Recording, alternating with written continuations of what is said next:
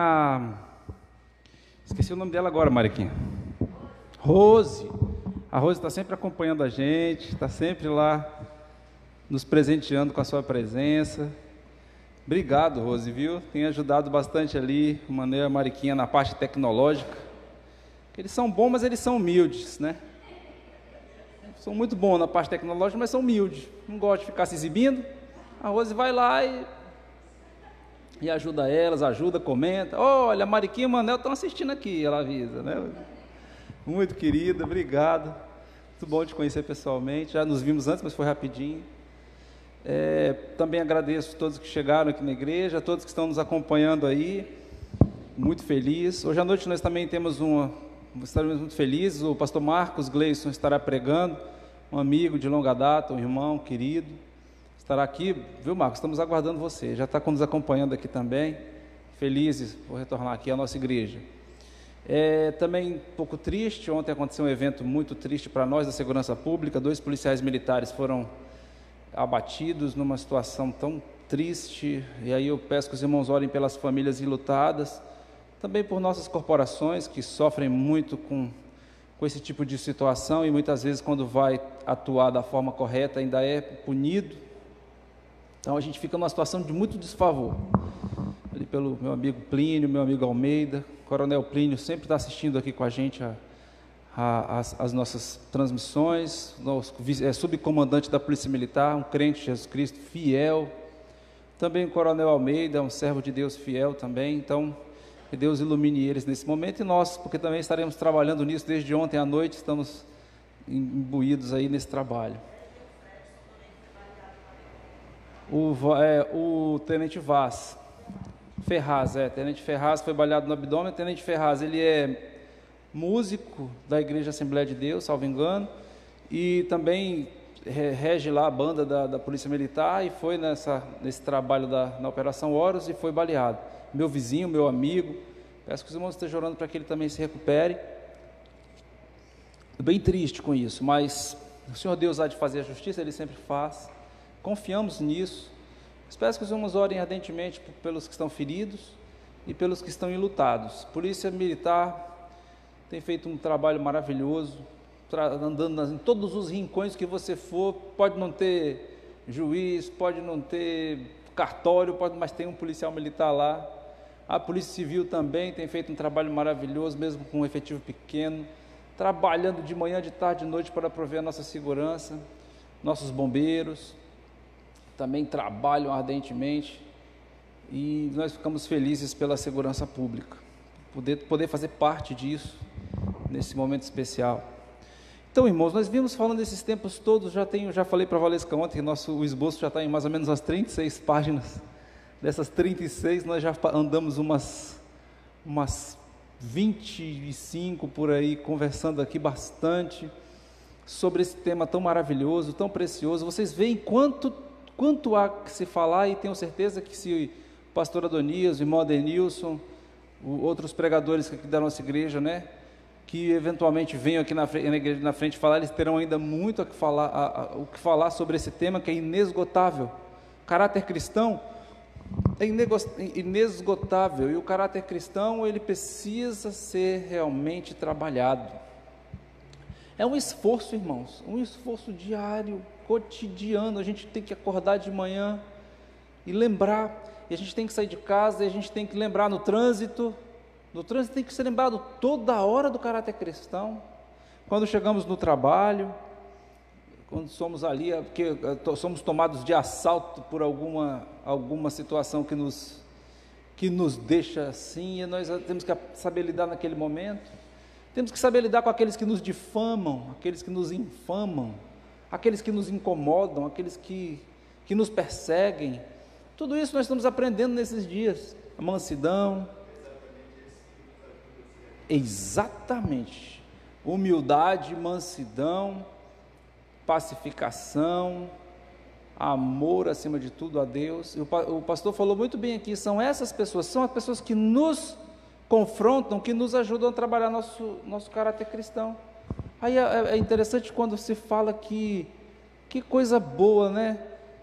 Cristo fala, quando forem perseguidos e forem injuriados, e forem maltratados em meu nome e em nome da justiça, bem-aventurados, vocês têm que estar felizes.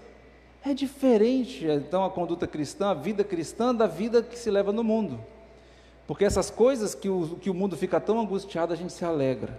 Algum problema na transmissão? Eu estou sem acompanhar. Então, nós aprendemos sobre a moldagem do caráter cristão. Pai, o senhor me empresta? Acompanhar, porque os irmãos fazem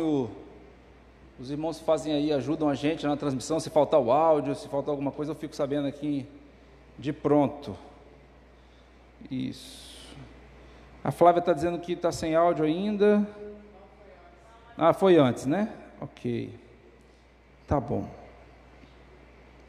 Então, nós trabalhamos, atuamos de maneira diferente, nós vivemos de maneira diferente, mas o fruto que se colhe disso é muito bom, e é isso que estamos aprendendo aqui. O fruto que se colhe de uma vida assim é muito bom, é muito pertinente. Está dando uma microfoniazinha, Nilton? Não sei se eu... Então, vamos orar a Deus e vamos iniciar hoje. Creio que hoje nós caminharemos bem para pelo menos terminar essa parte da luz, mas continuaremos no Sermão do Monte. Nós dissecaremos ele até o fim, e vai ser muito bom, vai ser... Eu não falo nada aqui para os irmãos, não, eu não conheço o coração dos irmãos, eu falo para mim, eu tenho dito, tenho me ensinado muito, eu tenho aprendido demais, eu necessito de mais disso na minha vida, mais do que qualquer um aqui, como falei, porque eu não conheço o coração dos irmãos, conheço o meu, e tem sido uma bênção na minha vida, eu tenho aprendido, eu tenho sido sacudido, porque a gente precisa voltar ao primeiro amor, a gente precisa voltar a viver uma vida santa para poder realmente chamarmos atenção, poder diferenciar desse mundo e poder falar de Cristo e as pessoas nos ouvirem, porque muita gente que está falando de Cristo por aí não é ouvido, e nós vamos aprender por quê hoje. Vamos orar então. Senhor, muito obrigado pela alegria de estar na tua casa, pelas bênçãos derramadas. Te peço, Senhor Deus, aqui, coração contrito por aqueles que perderam suas famílias, as famílias que perderam seus entes queridos, nossos policiais, amigos, Senhor Deus, colegas de trabalho. Te peço ainda pelo Ferraz, Senhor Deus, que está internado, tenha misericórdia dele, também é teu servo fiel, tenha misericórdia dele, que ele possa realmente se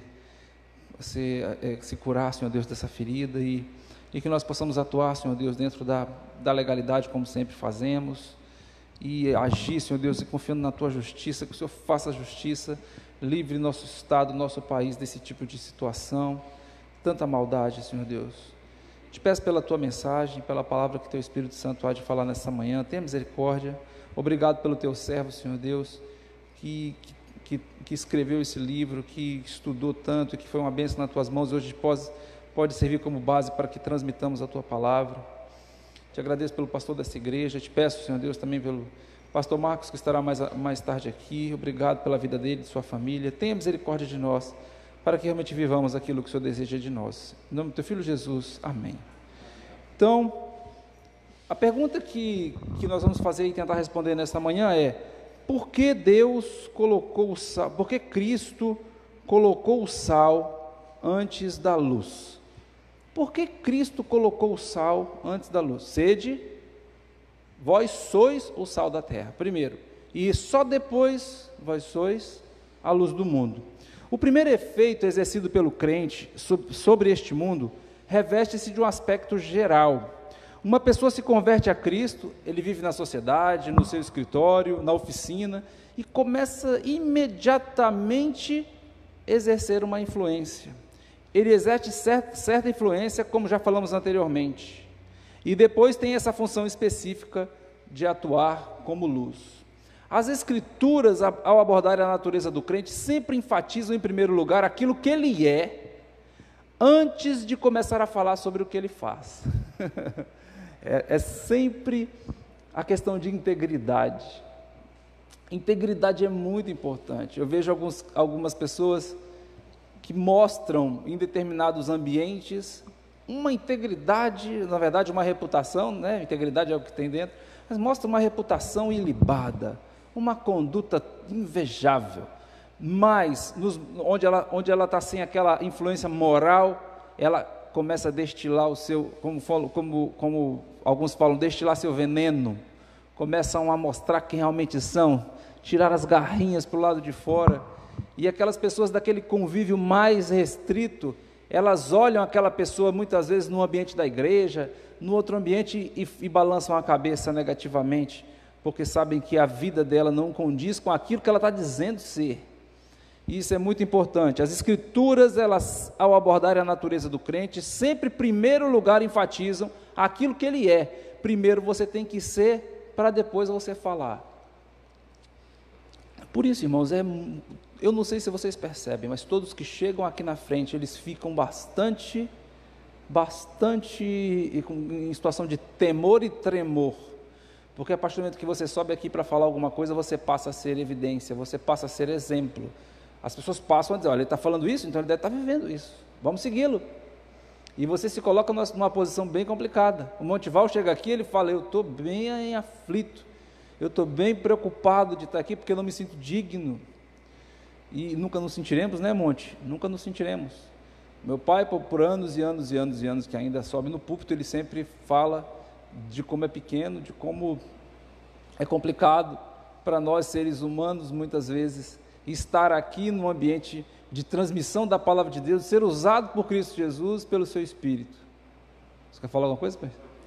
Então, a gente entende isso. As Escrituras sempre focam no que nós somos primeiro.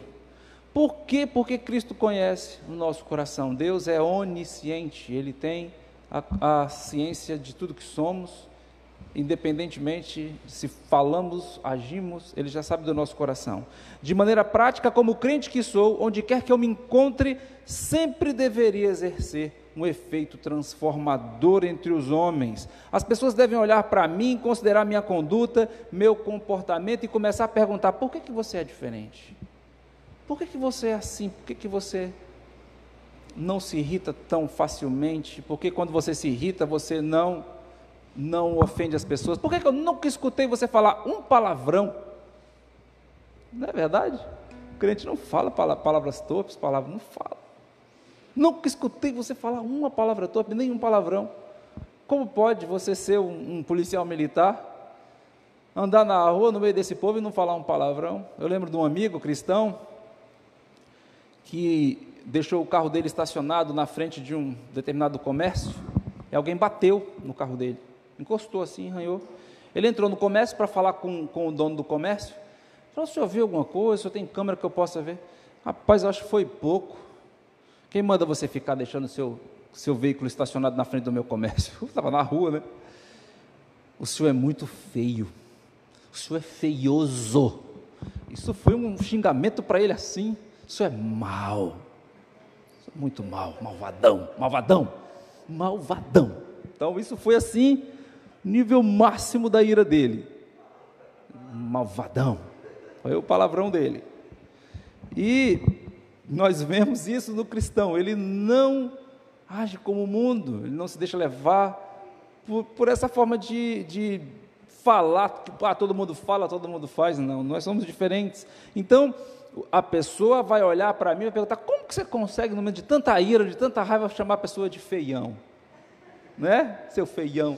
Não, depois ele voltou lá, o senhor me perdoe ter chamado o senhor de feião, ter falado essas palavras tão feias para o senhor, estava nervoso, não faz parte da minha conduta, ainda foi pedir desculpa porque tinha chamado o rapaz de feião.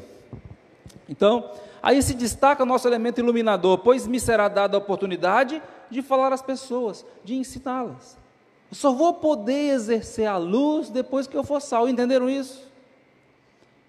Eu agi de uma maneira ali dura. O sujeito falou, mas como é que você pode, a pessoa falar tudo aquilo para você, agir daquela forma tão grosseira com você, e você se portar com tamanha mansidão, e depois disso, ao invés da coisa dar uma briga danada como nós esperávamos, a coisa acontecer pacífica, a pessoa vir e vocês se perdoarem ali na frente de todo mundo. Como que se consegue isso? Aí destaca o efeito iluminador, aí eu posso ser luz. Agora eu vou te falar por quê. Porque Cristo Jesus, lá no Sermão do Monte, lá em Mateus 5, ele discrimina qual é a conduta do cristão, e você pode entender isso, vindo a Jesus Cristo e aceitando Ele como seu suficiente Salvador. Não adianta falar ou seja, querer ser luz sem antes viver como sal.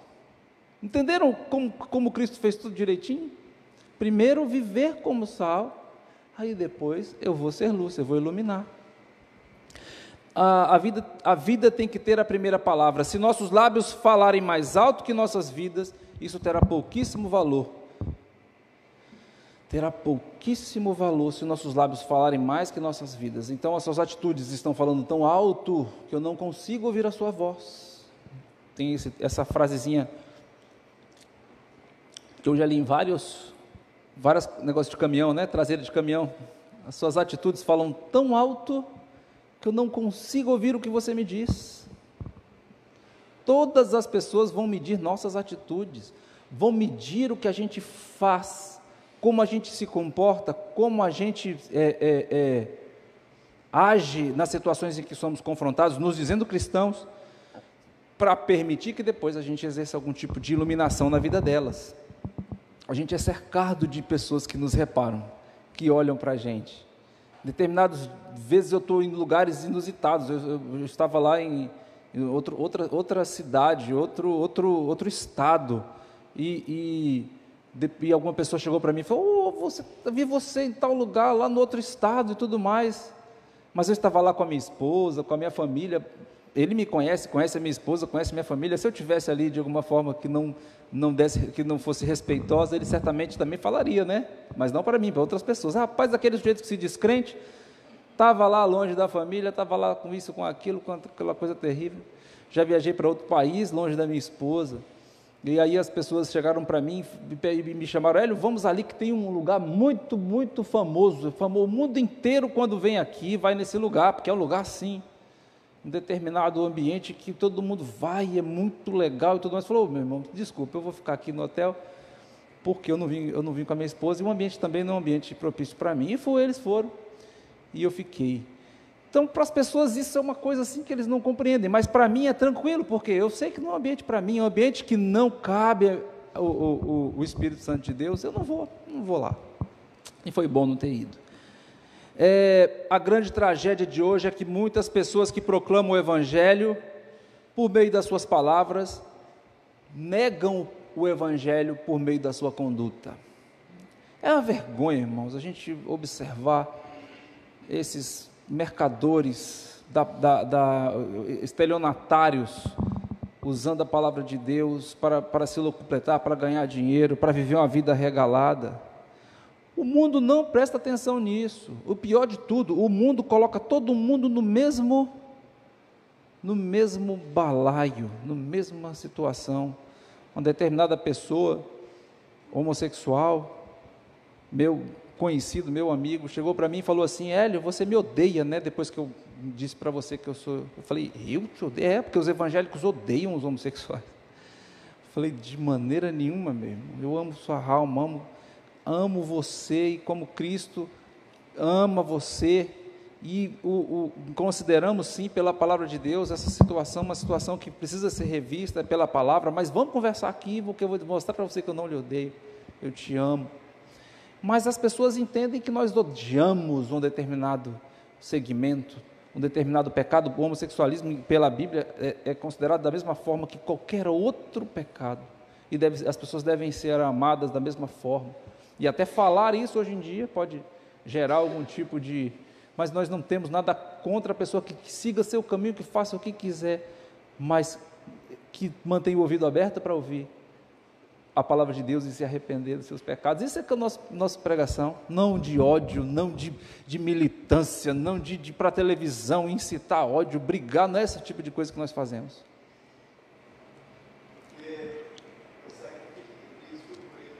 O sacrifício de Cristo foi por todos, o homicida, o ladrão, a prostituta, e cada um de nós aqui que também somos pecadores, já pecamos, já mentimos, já fizemos todas essas coisas de ruim na nossa mente, muitas vezes, embora não tenhamos exercido fora dela. Todos nós somos dignos de misericórdia, é pela misericórdia do Senhor que nós não somos destruídos. Então ninguém é melhor que ninguém estando nessa carne. Estamos todos necessitados da graça de Deus. Essa é a pregação nossa. jamais nos deveríamos esquecer da ordem de apresentação empregada pelo Senhor Jesus de maneira deliberada. O primeiro, sal. Ele foi mencionado antes da luz do mundo.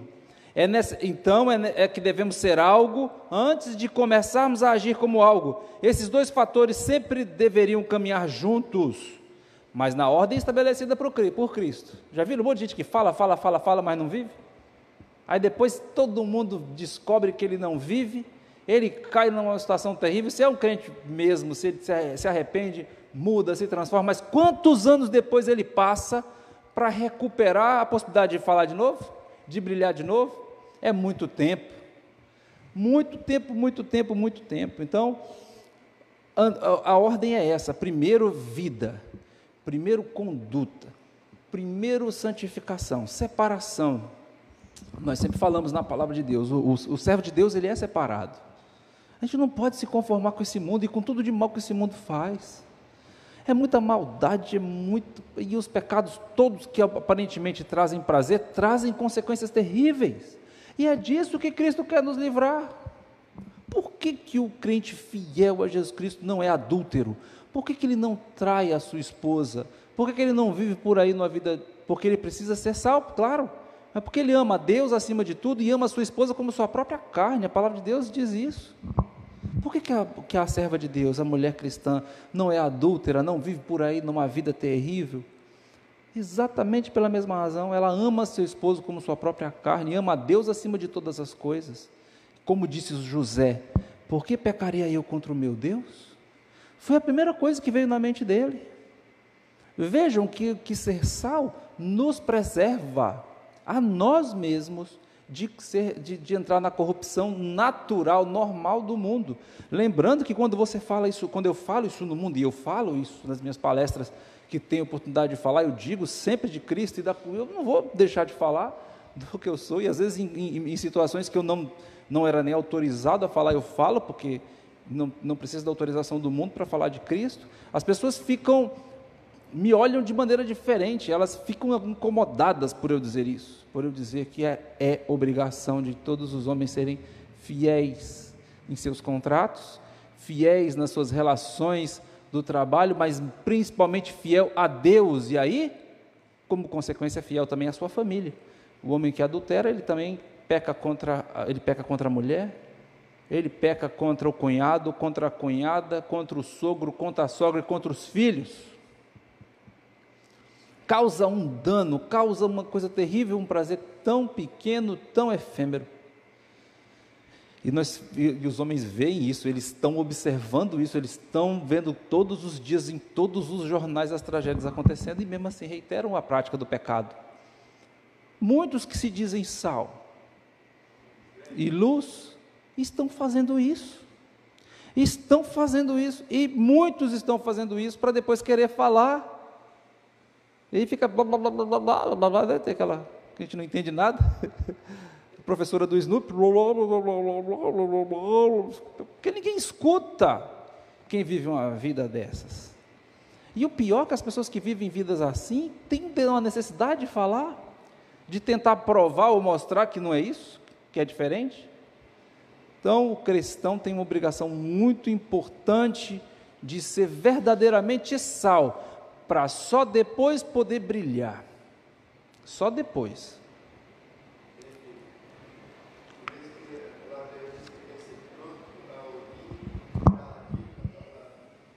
É verdade, eu gosto muito desse versículo. Para mim, um versículo que eu me recordo todos os dias: pronto para ouvir,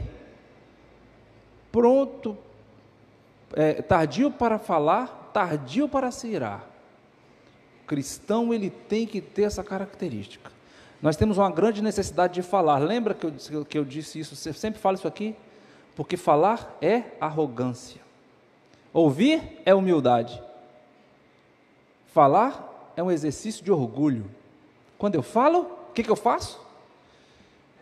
Meu pensamento, eu acho, eu não sei o quê. Agora, quando eu ouço, eu tenho que me submeter ao que o outro pensa.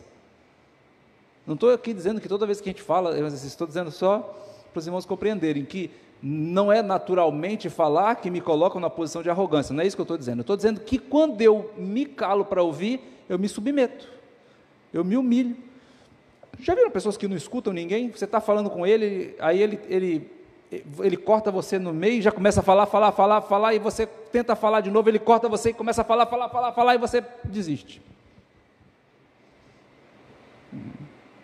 Porque não tem como falar. A pessoa não escuta. Por quê? Porque descumpre a palavra de Deus. Seja pronto para ouvir. A palavra de Deus diz que os crentes têm que ser ótimos ouvintes. Ótimos ouvintes. Nós temos que fechar. Existe uma técnica da psicologia e também da mediação chamada escutativa. Quando você se desconecta de tudo ao teu redor e não se concentra só naquilo que te interessa para rebater, mas você se concentra no que a pessoa está te dizendo. Muitas vezes a gente conversa com as outras pessoas, já pensando palavras no que ela está dizendo para rebatê-la. Não é isso que o Senhor Deus disse. Para ser sal, nós precisamos ouvir.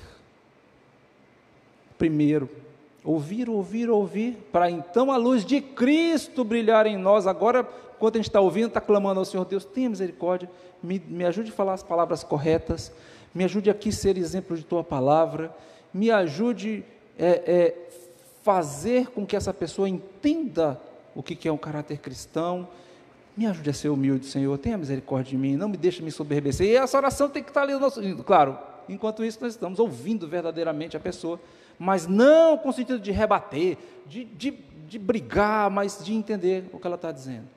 Muitas vezes aquelas coisas que mais nos irritam quando alguém fala para nós, são as coisas que nós precisamos melhorar. Quanto mais nos irrita, quanto mais nos machuca, são coisas que nós precisamos melhorar.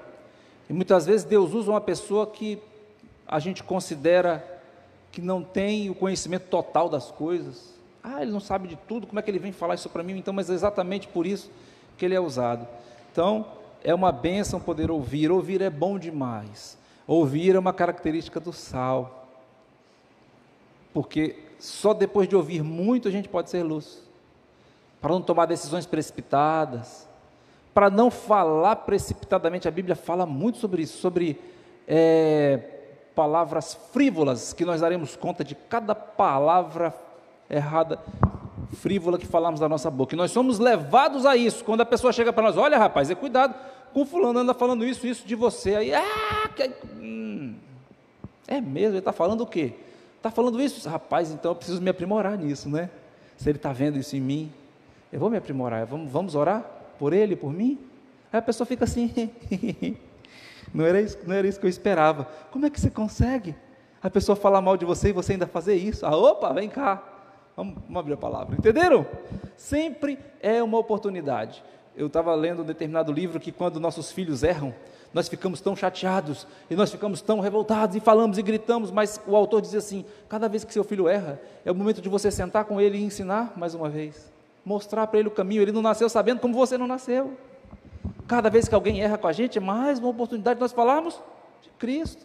Quem vai corrigi-lo? É o Espírito, é Cristo, se for irmão em Cristo. Mas se ele não for servo de Deus, é uma oportunidade para sermos luz, para brilharmos. Irmãos, está tudo aqui, Cristo já explicou desde o começo, está tudo bem evidenciado na palavra. Nós é que não seguimos. Por quê? Nós somos prontos para falar, tardio para ouvir, rápido para se irar. Isso é natural do ser humano. Por isso, a moldagem do caráter cristão, e tanto eu tenho repetido esses domingos, tanto eu tenho repetido para mim, viu, irmãos, não é para vocês não. Não é para vocês não estou falando para ninguém aqui, fique bem claro isso. Mas eu estou falando para mim, porque eu conheço meu coração e as minhas deficiências. E é para mim, é para me lembrar cada dia, toda vez que eu repito, eu lembro, eu guardo na minha mente, eu preciso guardar isso, eu preciso guardar isso. Então vamos lá. Qual é o efeito da luz? Qual é o efeito da luz? Há alguma dúvida sobre o efeito da luz? É tão evidente, não é isso? E é por isso que Cristo usou esse exemplo, falando sobre a luz e sal. O crente se assemelha a uma luz que foi acesa. A partir daí, outras pessoas começam a pensar, se admirar e se envergonhar. Quanto mais santificado o cristão, mais evidente será esse fenômeno. Ele chega no ambiente, ele começa a conviver naquele ambiente, outras pessoas começam a se incomodar, começam a sentir aquela aquela repulsa, porque eu já falei aqui, as obras que as pessoas praticam nas trevas, elas não querem que ninguém lance luz, e a presença de Cristo incomoda grandemente o mal. Já chegaram em algum ambiente que você sente ali, realmente ali uma presença ruim, uma presença, e você sente as pessoas agoniadas com a tua presença, e você começa a clamar o nome do Senhor Jesus Cristo, e clamar o nome do Senhor Jesus Cristo. Nós lá em casa vivemos uma experiência bem interessante nesse sentido, mas que eu não quero viver mais nunca, mas vivemos de sentir do lado a presença do mal, da nossa própria casa, a presença do mal, e aquilo eriçava os nossos pelos, e nós precisávamos pegar a palavra de Deus, abrir, enquanto meu pai e minha mãe ali, na palavra de Deus, lendo, mas graças a Deus, com vida santificada, podiam falar, lendo da palavra de Cristo. Eu pegava o cantor cristão, começava a cantar e cantar e cantar os hinos do cantor cristão, e aqueles espíritos não conseguiram ficar ali, mas até eles saírem foi uma luta.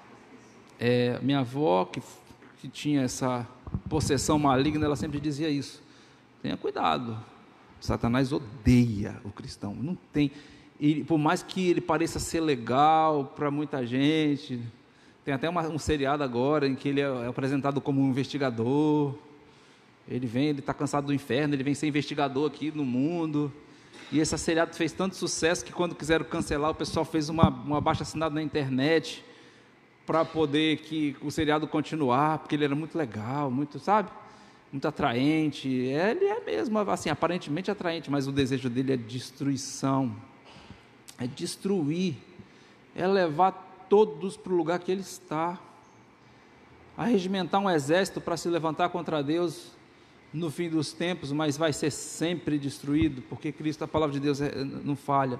Então, nós, agindo como luz, agindo corretamente, o que a gente faz? Destaca o erro de quem está agindo errado, destaca o erro de quem está agindo de maneira equivocada, de maneira errada. Eu, no meu trabalho, os irmãos no trabalho de vocês, usam as canetas do trabalho para trabalhar, mas nem essa caneta você traz para casa, porque é de lá, ela fica lá. Se você traz equivocadamente, você devolve. Em casa não tinha nenhuma caneta, mas no trabalho eu tenho 20, fica lá as 20, estou falando aqui não de mim, mas falando do cristão, porque a caneta não é minha, ela não é minha, sabe?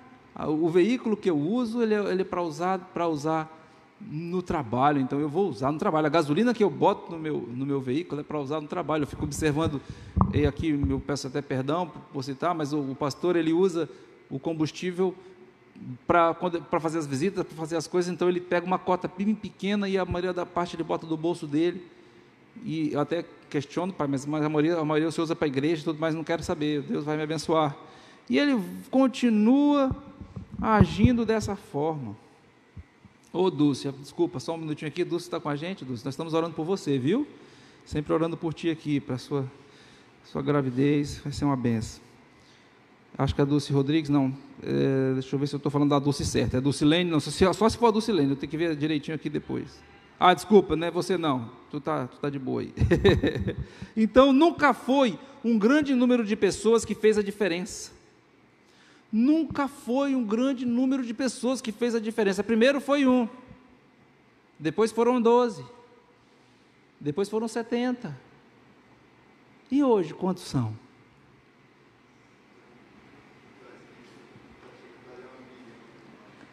Mas quem está fazendo verdadeiramente a diferença desses 1 bilhão aí declarados cristãos?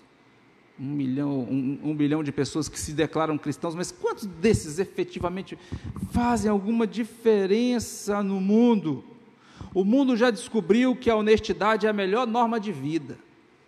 Não tem norma de vida melhor que a honestidade. Quem aqui gosta de comunhão com Ele? Voltou?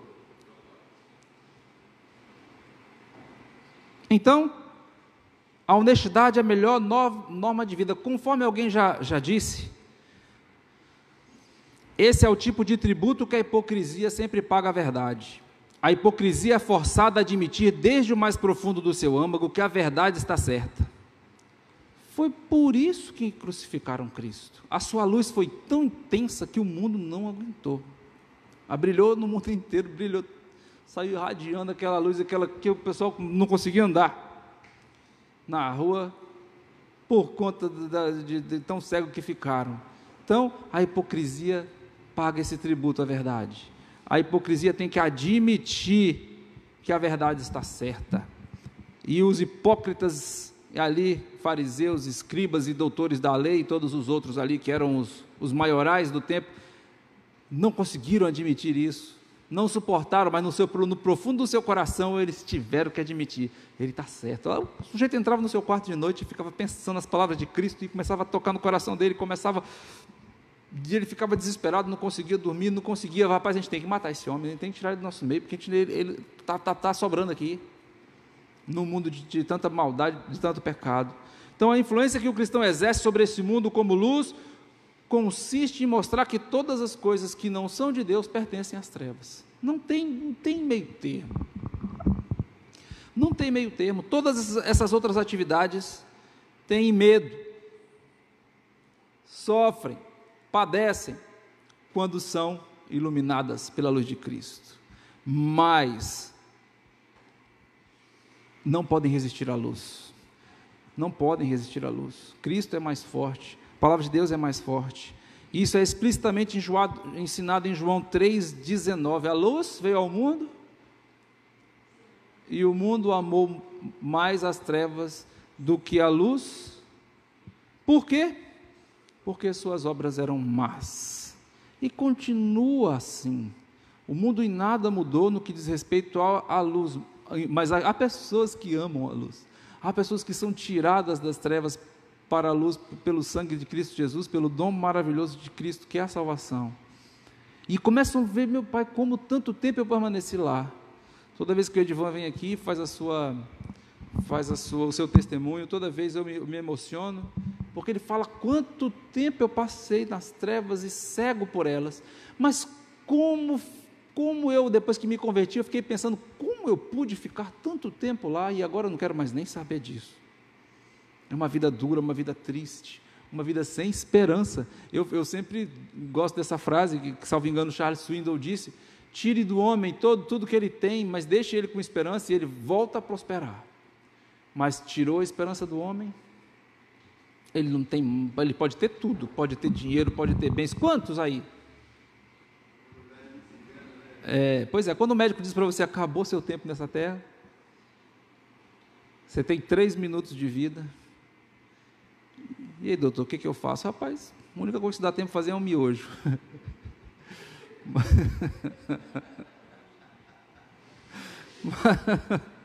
Médico malvado, né, Manel? Malvado esse médico, né? Rapaz.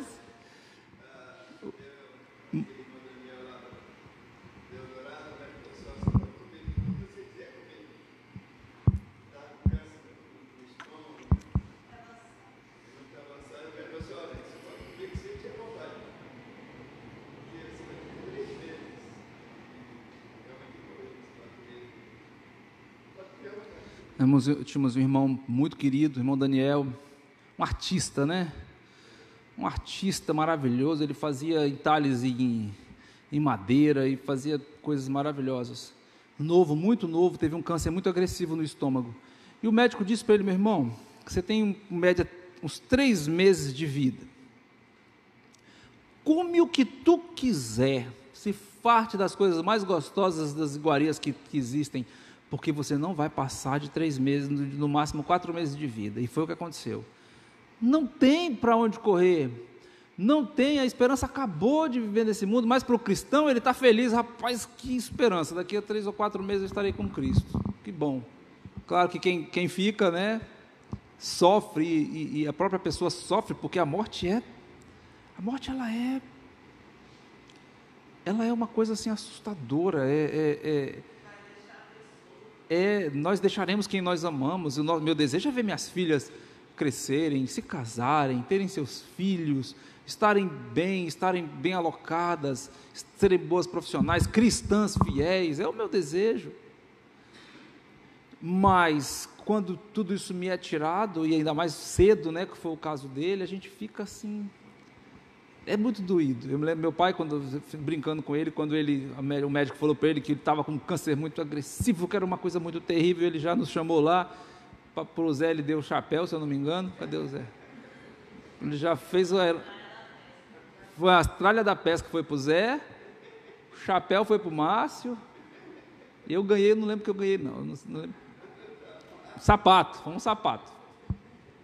Olha, esse sapato aqui é para você, Zé Maria.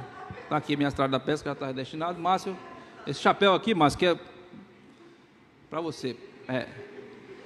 Quando foi segunda-feira, ele foi na médica especialista, ó, seu Danilo, o senhor vai morrer de qualquer coisa, mas isso aqui o senhor não vai morrer não, o senhor vai tratar isso aqui, o senhor vai ficar bonzinho disso aqui, vai ficar...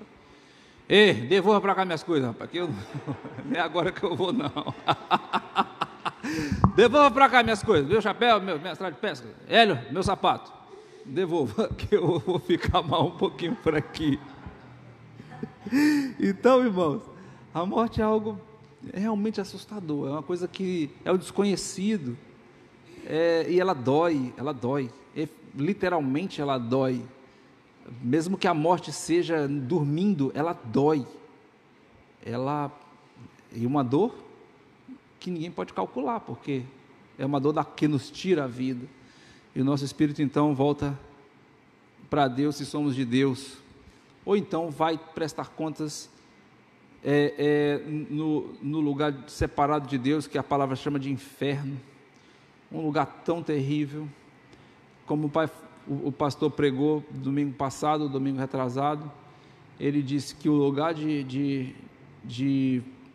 o lugar onde as pessoas serão julgadas para serem destinadas ao inferno, ele está entre o céu e a terra, num lugar que nem a terra nem o céu quiseram, que nem o céu nem a terra quiseram receber esse lugar de julgamento de tão terrível que será. Então, é por isso que Cristo nos instiga, Cristo nos fala, venham para a luz, sabe, fiquem aqui, é pouca gente que tem aqui, o caminho é estreito, porque viver dessa forma aqui, para o mundo, nesse mundo, parece, para nós é mais difícil, porque nossa carnalidade, ela exige muito de nós, mas quando o Espírito habita em nós, viver esse caminho se torna, na verdade, muito mais largo, a gente passa, e por que o caminho estreito que Cristo fala, ele tem, posso entender aqui, claro, é a versão minha, quando você anda num caminho largo, você anda causando maior destruição, quando você anda num caminho estreito, pequenininho, você anda ali, com cuidado, você não bate nem quem está ao teu redor, você sabe que é estreito mesmo, então você já se prepara para isso, você não sai derrubando ninguém, você não sai fazendo aquela bagunça toda. Então, veja, o caminho estreito, ele é mais difícil, mas ele é melhor. O caminho estreito nos deixa atentos, não é verdade? O caminho estreito eu preciso estar atento, porque ele é estreito, eu preciso saber como andar nele. O caminho largo não, para onde eu for, eu vou, sabe? Aí eu me perco nele, ao invés de ir para frente, eu vou para o lado, eu volto. O caminho estreito não, você vai sempre em linha reta para frente. Então, Cristo afirmou que os homens não são tendentes a se aproximar da luz, porque sabem que seus feitos serão reprovados. Os seus feitos serão reprovados se eles virem pela luz. Já estamos caminhando para o final, viu, meus amigos, meus irmãos? Não quero cansá-los, já estamos caminhando aqui para o fim. Os fariseus e os escribas eram homens com profundo conhecimento da lei, no que tangia a vida religiosa. Por que tanto odiavam Cristo? Não sei se vocês se recordam, no início do ministério público de Cristo, ele nem tocou no nome de fariseu, de escriba, no começo ele não fez nada disso, só no final que ele denunciou aquelas práticas terríveis, porque eles vieram confrontá-lo. Agora, a pureza dele, a santidade dele, era uma afronta, porque eles viviam uma vida de trevas. Eles o crucificaram, porque ele era a luz do mundo. Essa luz se manifestava e revelava as coisas ocultas nas trevas que dentro deles havia. Irmãos, Cristo diz, agora eu estou nos céus, vocês é que têm que fazer esse efeito. Vocês é que são a luz do mundo, nós, né? Nós é que somos isso. Olha que responsabilidade. Eu até botei aqui no meu texto, quando eu escrevi, botei assim, que responsabilidade, pum, botei a exclamação. Que responsabilidade, ponto de exclamação, né, Renata? Que torna uma ênfase mais...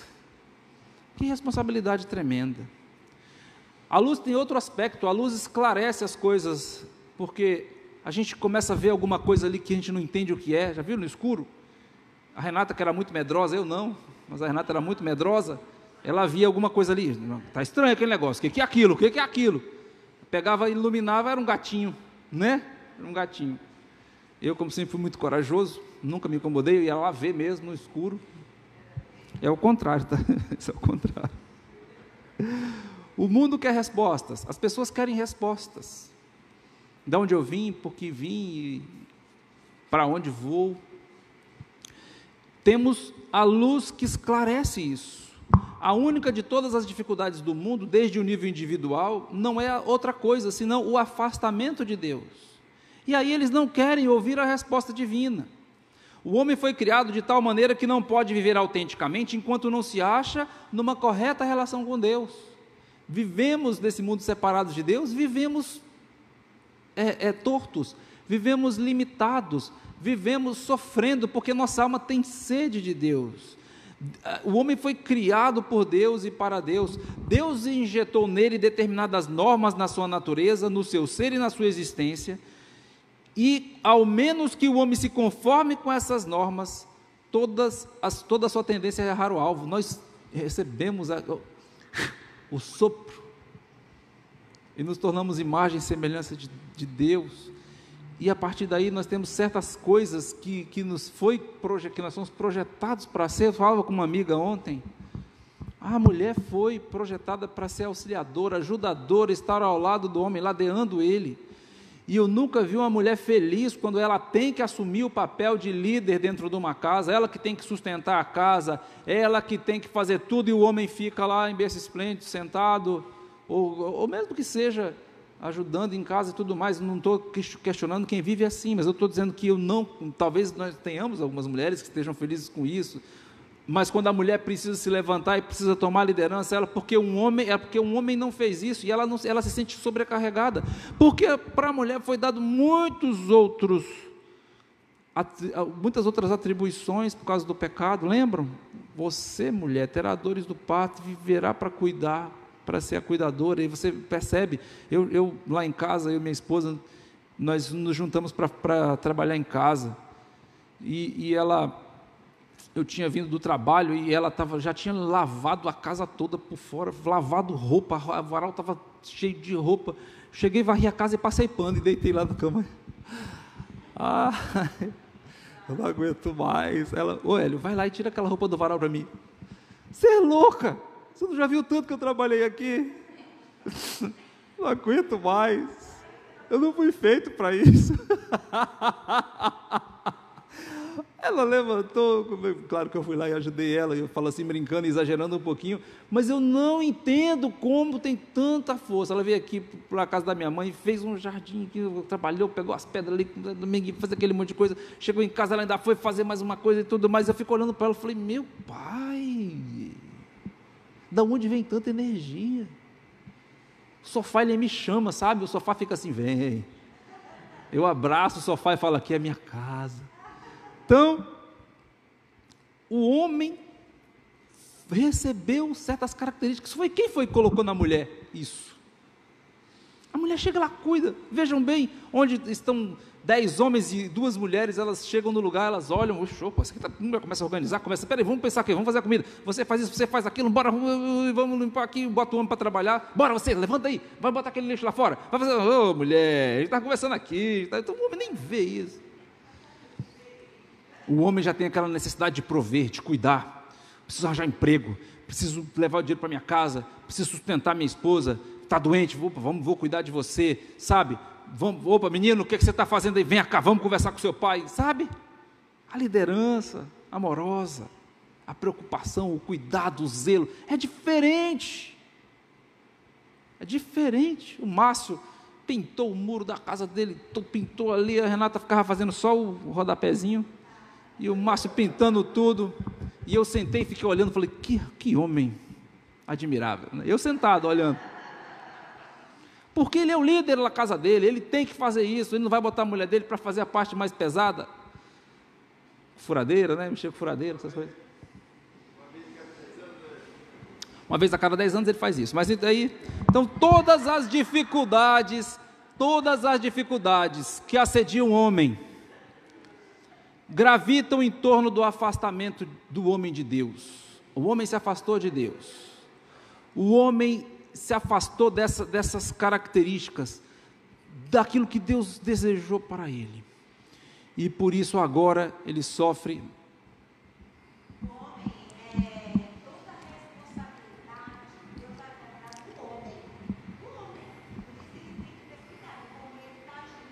A responsabilidade da liderança espiritual na sua casa, da liderança também no que diz respeito a todo o ônus que isso traz, Deus cobrará do homem, verdade? Então, tudo isso foi colocado em nosso ser, tudo isso foi soprado na gente. Quando a gente se afasta de Deus, Rose, e de tudo que Deus deseja de nós, o que acontece? A gente vive triste, vive angustiado, a gente vive fora da vontade de Deus. Por isso que foi necessária a luz vir ao mundo, porque os homens se embrenharam nas maiores trevas, e nós aprendemos no Salmo que nós lemos, onde diz, Salmo 42, foi isso, se eu não me engano, versículo 7, um abismo chama outro abismo, e os homens foram se metendo em abismos cada vez mais profundos. Cristo veio, lançou luz, mostrando que era possível, que tinha uma escadinha naquele abismo, que eles podiam sair, muitos podiam sair, todos podiam sair, poucos quiseram, 12 quiseram inicialmente, mas muitos outros a partir deles saíram de lá, e precisam muito mais saírem, e é por isso que nós estamos aqui, falando sobre a luz do mundo. Na semana que vem, nós estaremos falando sobre qual é a consequência de deixar de ser sal e deixar de ser luz. Se eu deixar de ser sal, o que vai acontecer? Se eu deixar de iluminar, o que vai acontecer? E por que Cristo usou? Por que Cristo usou esses termos? Por que Ele usou isso? É tão interessante, nós aprenderemos, vocês vão ver, vocês vão ficar assim, pensando como eu, puxa vida, eu nunca tinha pensado nisso, mas eu vou deixar surpresa para a semana que vem, para vocês me acompanharem. Por que Cristo usou esse termo? Se o sal não salgar, para nada mais presta, a não ser para ser pisado pelos homens, e como se acender uma luz e esconder o seu brilho. Por que Cristo usou, né, esses argumentos tão fáceis de compreender? Vamos aprender semana que vem, e eu espero vocês, tá bom? Espero vocês, se Deus permitir, se Deus permitir, eu espero vocês aqui. Ele sofreu um acidente o ano passado, está sem conseguir andar. Vamos orar pelo Eliud, que eu acho que está frequentando aí. Ele estava frequentando lá a congregação. Eliud, que era daqui, Eliud, que era motorista de ônibus, se não me engano. Ele estava frequentando uma das nossas igrejas. Então vamos orar por ele. É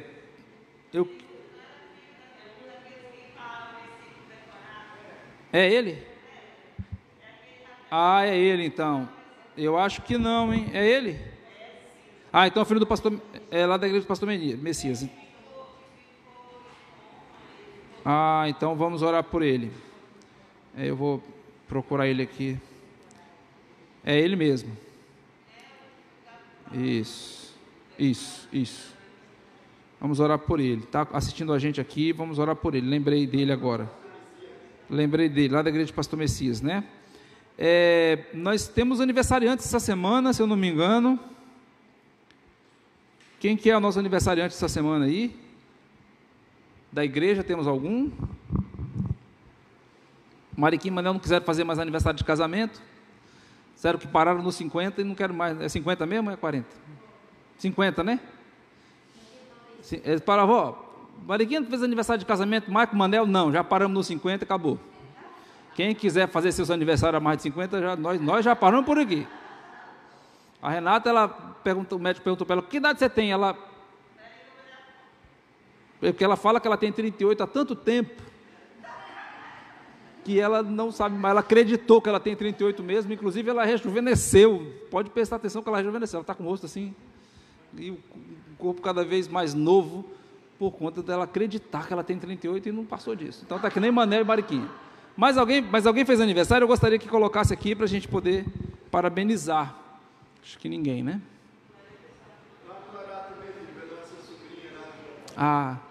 Peço oração pela minha prima, Miriam, meu primo também, o Samuel, meu tio Valdomiro, minha tia Neidinha, que perderam um neto. A minha prima teve gêmeos e um dos meninos, o Arthur, ele não resistiu.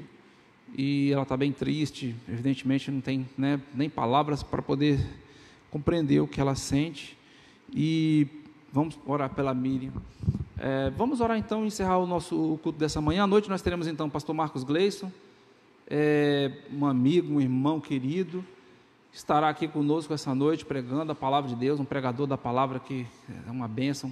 Peço que todos que assistam conosco, quem estiver aí, aqueles que forem chegar também podem chegar. O pessoal ficar muito cheio na igreja, a gente coloca lá fora e coloca um telão, né? Mas a gente está geralmente fazendo uma lista, coloquem seus nomes lá. Os nossos visitantes sempre serão bem-vindos.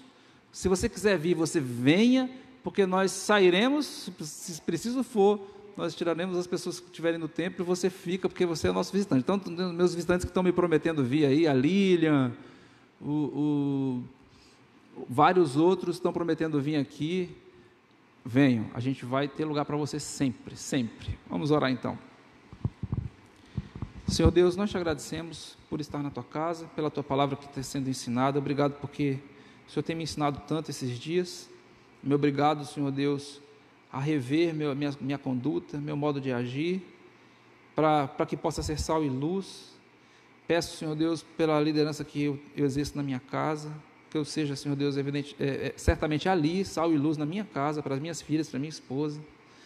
Tenha misericórdia aqui de cada irmão, Senhor Deus, que entenda a sua responsabilidade, uma responsabilidade que não pode ser passada para outro.